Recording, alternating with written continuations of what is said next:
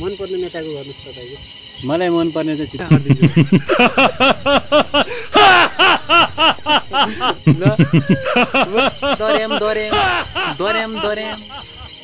दोरेम मकैबारी दोरेम आरामै हुनुहुन्छ? अरे म एकदमै आरामै छु। तपाईँतिर भन्नु के छ हजुर? हजुर अनि अहिले कता हुनुहुन्छ? कहाँबाट आउनुभयो? म चाहिँ अब कहाँ भनौँ यो पलाता गाउँपालिका नम्बर 7 को यो फागोटी र यो दैनिका जोड्ने बिच बाटोमा चाहिँ फागोटी जाने क्रममा र यता आउने क्रममा चाहिँ यसो थाक लागेर आराम गरिरहेका छौँ हामीहरू।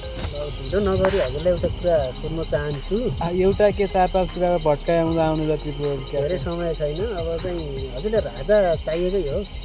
राजा त खासै अब राजा आए पनि ठिकै छ, गणतन्त्र आए पनि ठिकै छ, तर अहिलेको परिस्थिति अनुसार अब ठिकै छ। दुर्गा बसाइ कस्तो लाग्छ तपाईँलाई? दुर्गा बसाइ त अब त्यो त्यस्तै यो त्यो आन्दोलन काण्ड ल्याउने अर्को ल्याउने त हावा लाग्छ त्यो मान्छे। भाग्दिन भन्ने आऊ बचाऊ भन्ने माकसम्म भाग्दै हुने कसम खाने थियो दुर्गा बसाइ। त्यस्तो लाग्छ मलाई। आऊ बचाऊ भन्ने अनि माकसम्म भाग्दै भगवान् कसम भाग्दै कसम खाने कि मान्छेले। त्यो पनि ठिकै लाग्छ। अब यसो कमेडीको हिसाबमा त ठिकै लाग्छ। अब उसले रियल गरेको हो कि कमेडी तरिकाले गरेको त्यो चाहिँ अब बुझ्नै गाह्रो छ। अहिलेसम्म त विवाह नगर्न कारण के हो तपाईँले?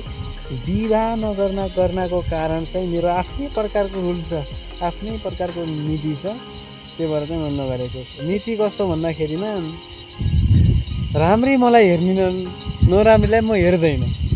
त्यो आफ्नै एउटा नीति भयोले त्यो भाँडै बसेको ठिकै छ। अब बिहा भन्ने कुरो चाहिँ त्यस्तो यो भइजाला। 84 सम्म हुन्छ। 84, 94, 90तिर भइजाले।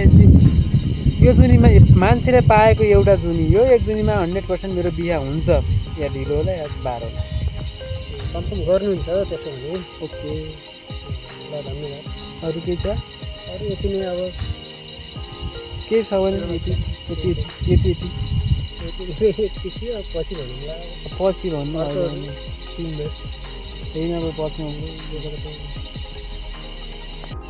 तपाईँले चाहिँ मलाई चाहिँ विवाह किन गर्नु भएन भनेर प्रश्न सोध्नुभयो होइन? अब म तपाईँलाई चाहिँ विवाह गर्नुको फाइदा के छन् मलाई त्यो फाइदा बताउनु। त्यसो तपाईँ के त्यस्तो के फाइदा होइन? म यही महिनाभित्र म अहिले विवाह गरिदिन्छु।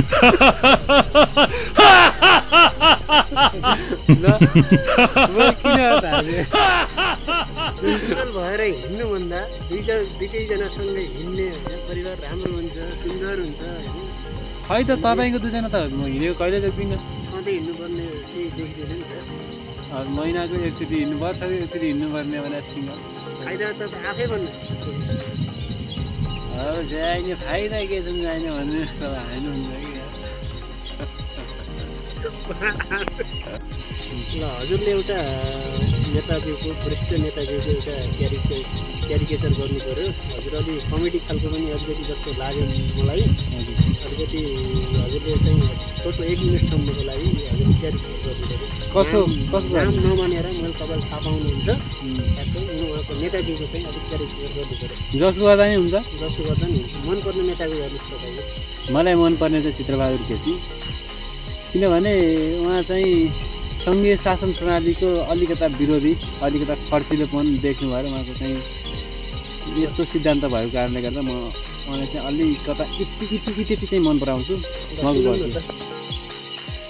अब चाहिने खाउँ भने आफ्नै बाउको अनुहार, चाहिने नखाउँ भने 10 वर्षको सिगार। हौ चाहिने तपाईँ हाँसै गर्नुहुन्छ, हाँस्दा तपाईँले पारिसक्नु भएको छ।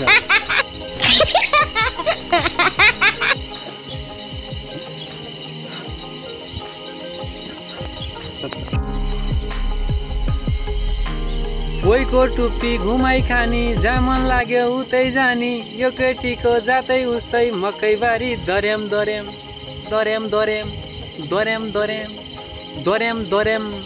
मकैबारी दोरेम हरिया काङ्ग्रा करेम सल झ्याप।